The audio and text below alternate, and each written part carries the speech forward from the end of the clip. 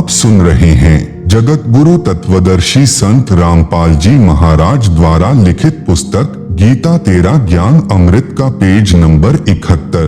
श्री ज्ञानानंद जी ने उत्तर दिया कि श्री विष्णु स्वयं परम ब्रह्म परमात्मा है, इनसे ऊपर कौन हो सकता है। श्री कृष्ण जी भी श्री विष्णु जी स्वयं ही थे, उन्होंने ही श्रीमद् भगवत गीता का ज्ञान दिया। आपको किसने भ्रमित कर दिया। धर्मदास जी ने पूछा कि गीता अध्याय 8 श्लोक 1 में अर्जुन ने पूछा कि तत्ब्रह्म क्या है। गीता अध्याय 8 श्लोक 3 में भगवान ने कहा है कि वह परम अक्षर ब्रह्म है। यह तो भगवान कृष्ण से अन्य प्रभु हुआ। ज्ञानानंद स्वामी बोला, लगता है कि तेरे को उस काशी वाले जुलाहे का जादू चढ़ा हुआ है। चल चल अपना काम कर, भगवान कृष्ण से अन्य कोई प्रभु नहीं है। धर्मदास जी को पता चल गया कि इसके पास वह ज्ञान नहीं है जो जिंदा बाबा ने प्रमाणों सहित बताया है। धर्मदास निराश होकर वहां से चल दिया। धर्मदास जी को यह नहीं पता था कि काशी वाला जुलाहा वह बाबा जिंदा ही है। फिर धर्मदास को पता चला कि एक मोहनगिरी नाम के महामंडलेश्वर हैं। उनके पास जाकर भगवान की चर्चा करनी शुरू की। पहले 1 रुपया दक्षिणा चढ़ाई, जिस कारण से मोहनगिरी ने उनको निकट बैठाया और बताया कि भगवान शिव सर्व सृष्टि के रचने वाले हैं, इनसे बढ़कर संसार में कोई प्रभु नहीं है। ओम नमः शिवाय मंत्र का जाप करो। धर्मदास जी प्रणाम करके चल पड़े। सोचा इनका कितना अच्छा नाम है, ज्ञान धेले, यानी 1 पैसे का नहीं। धर्मदास जी से किसी ने बताया कि एक बहुत बड़ा तपस्वी है, कई वर्षों से खड़ा तप कर रहा है। धर्मदास जी वहां गए। वह नाथ पंथ से जुड़ा था, भगवान शिव को समर्थ परमात्मा बताता था। तप करके हठ योग से परमात्मा की प्राप्ति मान रहा था। धर्मदास जी ने विवेक किया कि यदि इतनी घोर कठिन तपस्या से परमात्मा मिलेगा तो हमारे वश से बाहर की बात है। वहां से भी आगे चला।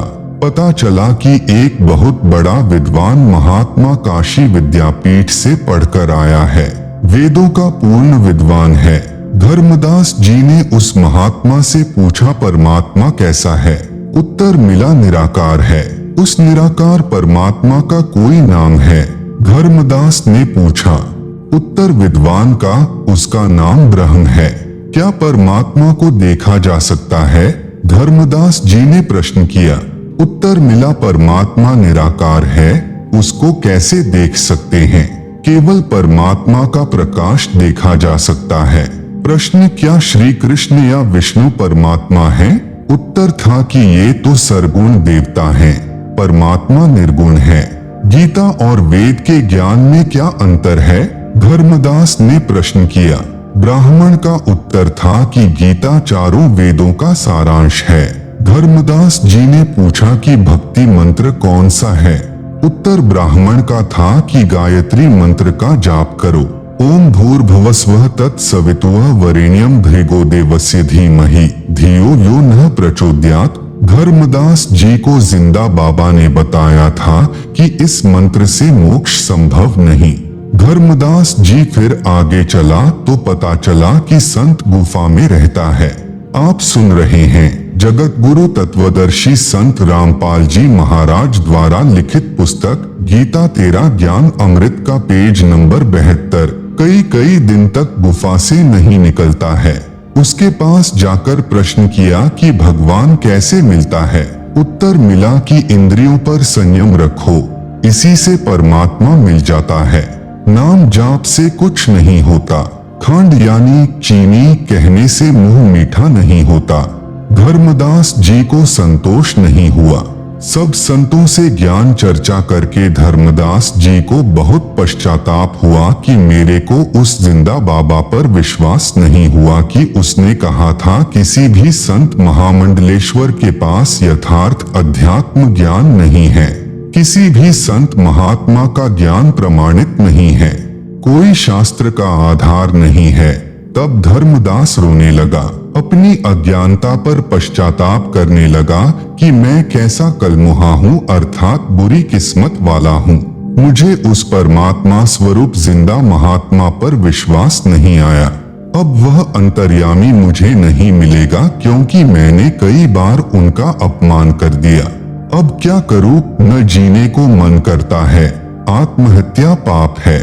बुरी तरह रोने लगा, पछाड़ खाकर अचेत हो गया। उत्तर, परमात्मा जिंदा महात्मा के रूप में एक वृक्ष के नीचे बैठ गए। धर्मदास जी सचेत हुआ और हृदय से पुकार की कि हे जिंदा, एक बार दर्शन दे दो, मैं टूट चुका हूँ, किसी के पास ज्ञान नहीं है, आपकी सर्व बातें सत्य हैं। परमात्मा एक बार मुझ अज्ञानी महामूर्ख को क्षमा करो परमेश्वर, आप जिंदा नहीं परमात्मा हो, आप महाविद्वान हो, आपके ज्ञान का कोई सामना करने वाला नहीं है। मैं जिंदगी में कभी आप पर अविश्वास नहीं करूंगा। ऐसे विचार कर आगे चला तो देखा एक वृक्ष के नीचे एक साधु बैठा है, कुछ व्यक्ति उसके पास बैठे हैं। धर्मदास जी ने सोचा कि मैं तो उन महामंडलेश्वरों से मिलकर आया हूँ, जिनके पास कई सैकड़ों भक्त दर्शनार्थ बैठे रहते हैं। इस छोटे साधु से क्या मिलना, परंतु अपने आप मन में आया कि कुछ देर विश्राम करना है, यही कर लेता हूँ। फिर सोचा कि प्रश्न करता हूँ। पूछा, है महात्मा जी, परमात्मा कैसा है? साधु ने उत्तर दिया कि मैं ही परमात्मा हूँ। धर्मदास जी चुप हो गए। सोचा यह तो मजाक कर रहा है, यह तो संत भी नहीं है। धीरे धीरे सर्व व्यक्ति चले गए। जब धर्मदास जी चलने लगे, परमात्मा बोले कि हे महात्मा, क्या आपके मंडलेश्वरों ने नहीं बताया कि परमात्मा कैसा है? धर्मदास जी ने आश्चर्य से देखा कि इस साधु को कैसे पता कि मैं कहाँ कहाँ भटका हूँ। उसी समय परमात्मा ने वही जिंदा बाबा वाला रूप बना लिया। धर्मदास जी चरणों में गिरकर बिलख बिलख कर रोने लगा तथा कहा कि हे भगवान, किसी के पास ज्ञान नहीं है, मुझ पापी अवगुण हारे को क्षमा करो महाराज, मैंने बड़ी भारी भूल की है। आपने सृष्टि रचना का ज्ञान जो बताया है, उसके सामने सर्व संत का ज्ञान ऐसा है जैसे सूरज के सामने दीपक, सब उवाबाई बकते हैं। आप सुन रहे हैं जगत गुरु तत्वदर्शी संत रामपाल जी महाराज द्वारा लिखित पुस्तक गीता तेरा ज्ञान अमृत का पेज नंबर 73। परमेश्वर ने धर्मदास जी से कहा कि आपने जिन वेदों के पूर्ण विद्वान से प्रश्न किया था कि परमात्मा कैसा है, उत्तर मिला कि परमात्मा निराकार है। आपने प्रश्न किया था कि क्या परमात्मा देखा जा सकता है, उस अज्ञानी का उत्तर था कि जब परमात्मा निराकार है तो उसे देखने का प्रश्न ही नहीं है, परमात्मा का प्रकाश देखा जा सकता है।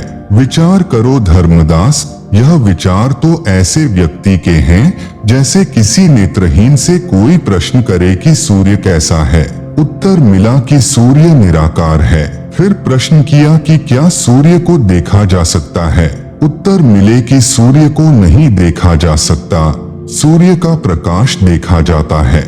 उस नेत्रहीन से पूछे कि सूर्य बिना प्रकाश किसका देखा जा सकता है। इसी प्रकार अध्यात्म ज्ञान नेत्रहीन अर्थात पूर्ण अज्ञानी संत ऐसी व्याख्या किया करते हैं कि परमात्मा तो निराकार है, उसका प्रकाश कैसे देखा जा सकता है, परमात्मा का ही तो प्रकाश होगा। धर्मदास जी ने कहा कि हे महात्मा जी, यह विचार तो मेरे दिमाग में भी नहीं आया। आप जी के दिव्य तर्क से मेरी आंखें खुल गई। जितने भी महामंडलेश्वर मिले हैं वे सर्व महाज्ञानी मिले हैं।